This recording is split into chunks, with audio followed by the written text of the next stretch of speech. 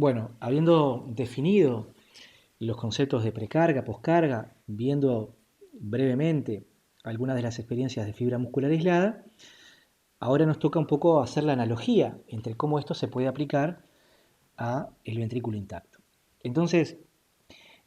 así como en la fibra muscular aislada había una curva tensión deformación pasiva, sobre el cual el músculo se iba estirando a medida que le íbamos colocando cargas y desarrollando tensión de una manera no lineal, la cavidad intacta del ventrículo, que en definitiva está compuesto por la disposición tridimensional de fibras aisladas, unidas, digamos, también va a tener una curva de estiramiento, que sería del llenado, lo que le provoca el volumen, así como en la fibra aislada son las pesitas que le voy poniendo lo que estira el músculo, a nivel ventricular intacto es el volumen de sangre lo que lo va estirando, y también no lineal. Esta sería la curva de llenado, análogamente a esta curva de estiramiento pasivo. Por otra parte, independientemente de cuál sea la experiencia o el tipo de contracción, en este caso podrían ser isovolumétricas, que serían similares a ser isométricas, o estas que serían con poscarga, para precarga creciente, todas van a terminar en este techo, que es la analogía de este techo. Esta curva tensión deformación pasiva más activa de la múscula aislada es esta recta, lo que pasa que a nivel ventricular esto se dobla más adelante, por eso se puede ver parcialmente como una recta, como que estuviéramos en un trayecto solamente de esta curva y lo viéramos como algo rectilíneo, en el cual es la unión de los puntos de presión-volumen de fin de sístole. Es decir, que esta recta nos va a hablar de la capacidad contráctil, como nos hablaba el techo, y este piso nos va a hablar de la capacidad de relajarse, como nos hablaba este piso. Dentro de este techo y de este piso, para un mismo estado contráctil y de relajación, es decir, para un mismo estado inotrópico y lucitrópico, es donde se van a dar todos los bucles. Ahora bien, mientras que en la fibra muscular aislada, cuando hablábamos de precarga y de poscarga, hablábamos de la tensión que había sido generada por un peso en concreto, por una masa, una pesita en concreto,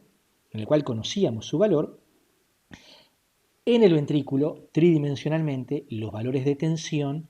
van a estar siendo, obviamente, no determinados por una pesa, sino por el interjuego de tres variables, que es la presión, el radio y el espesor parietal. Es decir, que se nos pone un poquito más complejo porque, a diferencia de la fibra muscular aislada, donde un determinado estiramiento, ejemplo hasta aquí, a esta tensión antes de comenzar una contracción activa le llamábamos precarga, en el ventrículo intacto, para un determinado estiramiento, por ejemplo hasta este volumen de llenado, la tensión que hay allí, es decir, la precarga, que siempre es tensión, al igual que la poscarga, la precarga que hay en ese sitio va a depender del volumen, es decir, del radio en ese sitio, de cuánto sea el espesor de la pared en ese sitio y de cuánta presión haya en ese momento. Es decir que, a diferencia de la fibra muscular aislada, el ventrículo nos obliga a pensar en valores de tensión en el interjuego entre tres variables. Estos son gráficos que van a ver en las discusiones grupales para evaluar, y ahora también a continuación, para evaluar cambios de precarga, cambios de poscarga o cambios de estado inotrópico. Yendo a los determinantes específicos de la precarga y siempre teniendo en cuenta que una precarga es una tensión que se cuantifica conociendo los valores de presión, de radio relacionado con el volumen y del espesor, pero que conceptualmente es una tensión, vamos a ver quién puede determinar el valor de precarga en latidos específicos. Este es un gráfico clásico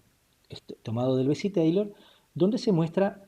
tres bucles distintos. El 1 se llenó hasta aquí, el 3 se llenó hasta aquí y el 5, este es el volumen diastólico final, se llenó hasta aquí. En cada uno de esos sitios, en cada uno de esos bucles, mejor dicho, hay diferentes niveles de precarga. A medida que pasamos del 1 al 3 y del 3 al 5, aumenta la precarga. ¿Por qué aumenta la precarga? Bueno, porque, por ejemplo, el 5, respecto de los demás, tiene mayor volumen, es decir, mayor radio, que está en el numerador, mayor nivel de presión de fin de diástole, está en el numerador, y al estar más estirado tiene menor espesor, menor denominador. Es decir que las dos cosas que están en el numerador son mayores, lo que está en el denominador es menor, quiere decir que claramente en este sitio que es donde se define la precarga, porque es la tensión que va a haber antes de comenzar la contracción activa, que sería la contracción isovolumétrica, la tensión es mayor. Es decir, que en definitiva, y por regla general, los aumentos de precarga en general van asociados a haberse el ventrículo distendido más, a haberse llenado más. Por eso, como vamos a ver ahora, prácticamente todos los determinantes del retorno venoso, de cuánta sangre retorna al corazón, van a estar determinando, y va a ser el principal determinante en la cotidianidad de una persona sana, de lo que determina el valor de precarga. Obviamente hay otros determinantes, algo intrínseco ventricular, por ejemplo, que un ventrículo sea más grande hace que tenga mayor radio y por tanto va a ser algo que tenga mayor precarga. Que un ventrículo tenga menor espesor o mayor espesor le va a modificar su precarga, es decir que los propios procesos de remodelado de la pared arterial, el aumento de espesor o la reducción del espesor, producto de una situación de hipertensión, producto de realización en un deportista, modifican estas variables y por tanto también pueden modificar la precarga. Los niveles de rigidez arterial, de rigidez parietal ventricular, una pared más rígida del ventrículo generalmente dificulta el llenado y en los estadios iniciales, antes que ese ventrículo termine agrandado estructuralmente, en los estadios iniciales limita el llenado y al limitar el llenado influye reduciendo la precarga, o sea, de alguna manera determinando la precarga. Ahora bien, en la cotidianeidad, para las tareas que realizamos habitualmente, el principal determinante de la precarga va a ser el volumen sanguíneo con el que se llena el ventrículo. Y rápidamente, siendo mencionados, este retorno venoso o el volumen de llenado va a depender, por un lado, de la cantidad de sangre que tenemos en el cuerpo, que es la volemia. A mayor cantidad de sangre, una cuota parte de ella va a estar en las cavidades cardíacas y por tanto mayor va a ser la precarga. El gasto cardíaco, cuanto más se eyecta el corazón, más va a volver también, salvo que hubiese una pérdida sanguínea en algún lado, que no es lo fisiológico, pero cuanto más se eyecta hacia adelante, más retorna y por tanto mayor precarga. La posición corporal es clarísimo. Si uno, estando en la posición de pie, hace el paro de manos, obviamente la sangre que está en venas de miembros inferiores va por gravedad a rápidamente ir hacia el tórax al estar parado de manos. Eso va a hacer llenar las cavidades cardíacas y por tanto, como un ejemplo, va a aumentar la precarga. Es decir que realmente la posición corporal es muy determinante de los niveles de llenado. El propio ciclado respiratorio, cuando nosotros inhalamos, las presiones intratorácicas descienden y por tanto se comprime menos a las cavidades cardíacas y se facilita el llenado auricular y posteriormente ventricular. El tono muscular lisovenoso, depende cuán contraídas estén las venas, la cantidad de sangre como vasos de reservorio que son las venas o de capacitancia se les llama, es la cantidad que van a tener. Si tenemos una constricción de las venas, hay más sangre que se va a movilizar a los sectores cardíacos y arteriales y por tanto va a facilitar el retorno venoso. Ejemplo clásico es si nos paramos rápidamente y rápidamente por gravedad la sangre cae hacia los miembros inferiores, eso determina un ajuste del sistema nervioso autónomo mediante que comprime, contrae las venas, haciendo que rápidamente la sangre vuelva hacia la parte central del organismo, a nivel torácico, facilitando nuevamente el retorno venoso y la nueva eyección. Un aspecto importante son las bombas musculares esqueléticas,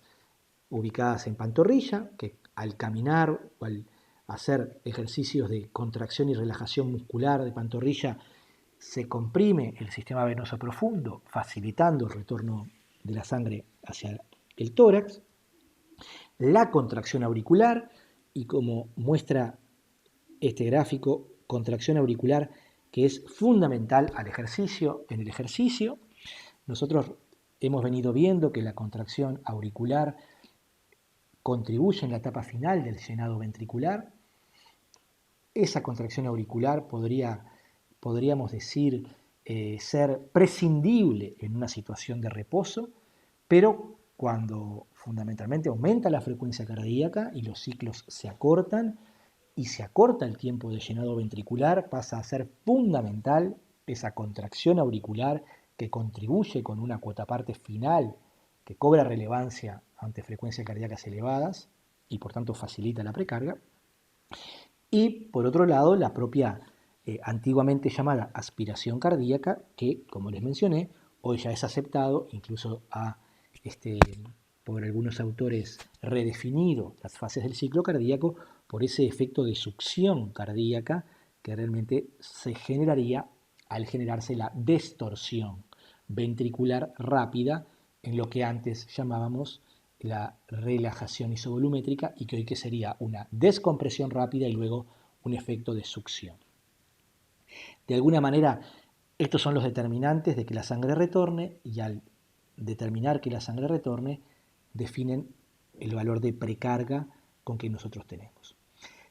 Es importante tener en cuenta que habitualmente el hecho de aumentar la precarga, como muestra el bucle 1, 3 y 5, en lo inmediato nos va a permitir, al aumentar la precarga, estirar más al corazón y frente a un mismo nivel de presión que haya que levantar, porque la presión en las arterias está iguales, a mayor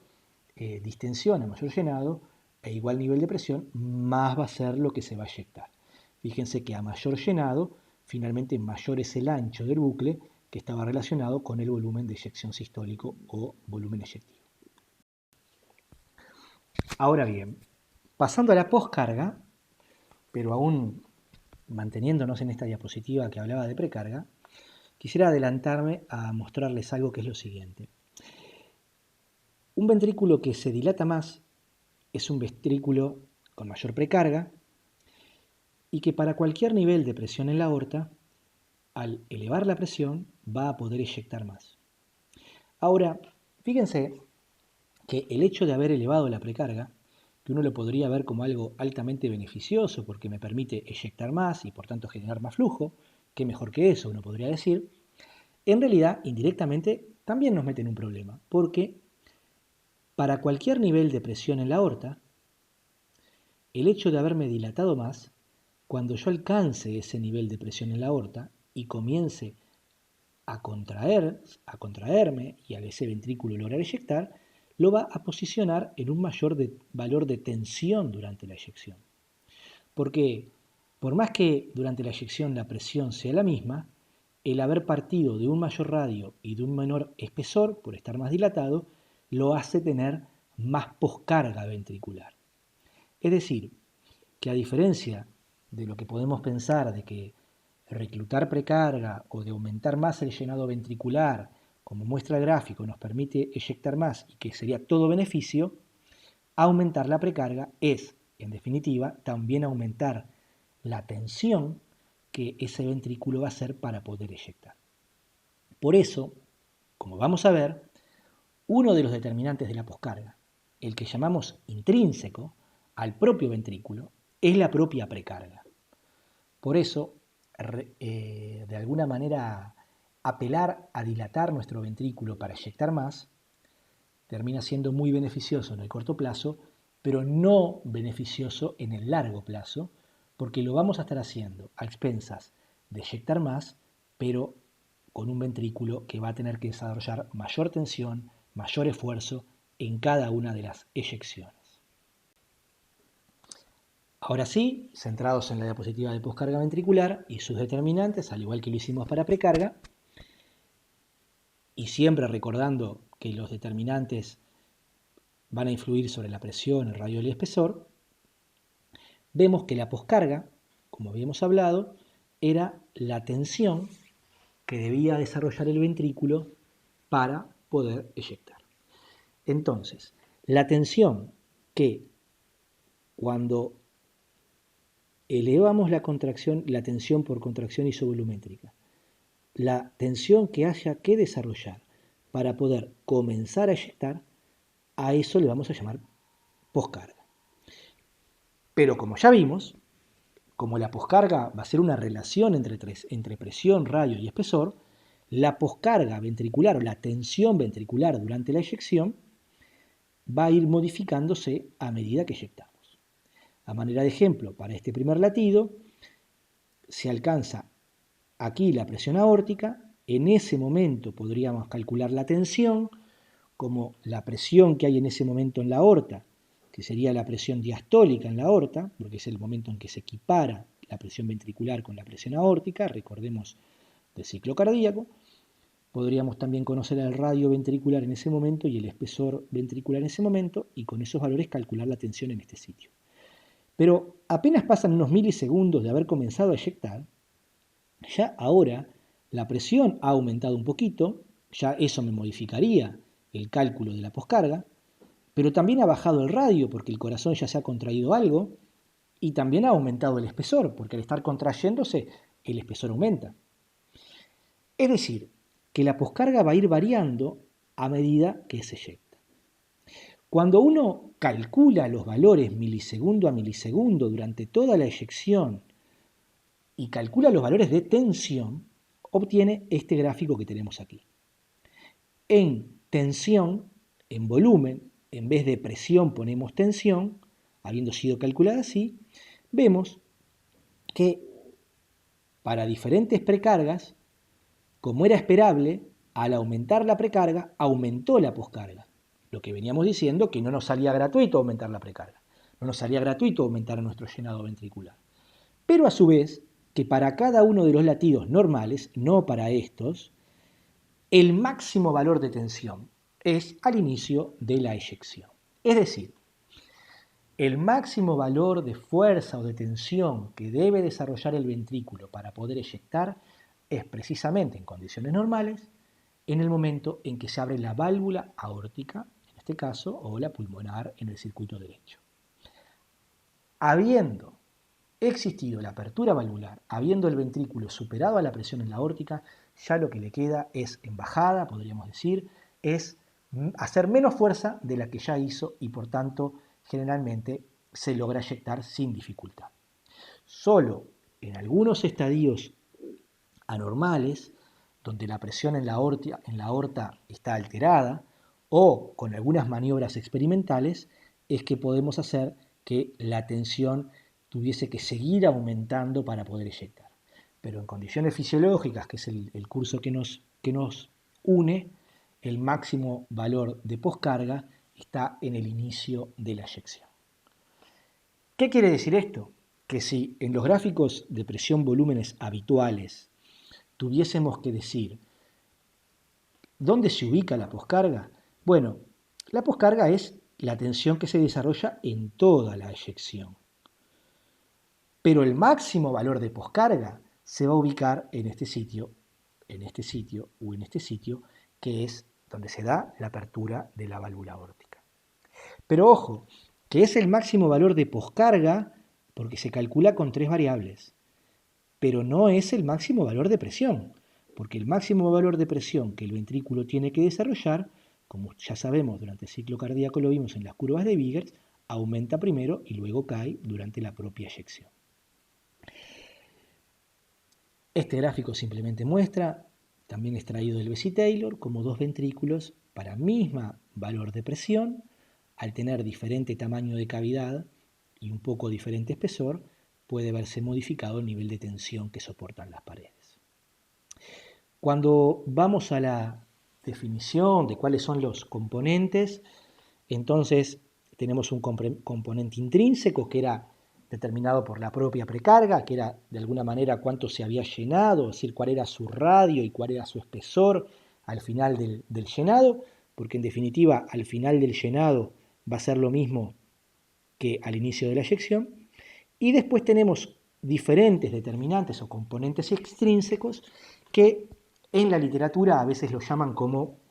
la impedancia arterial o la resistencia dinámica arterial. Tengamos en cuenta que el concepto de resistencia es generalmente para una resistencia constante, el concepto de impedancia habla de una resistencia variable en el tiempo, es decir, que todo lo que no dependa del ventrículo y se resista a la eyección, le dificulte la eyección, sería la impedancia,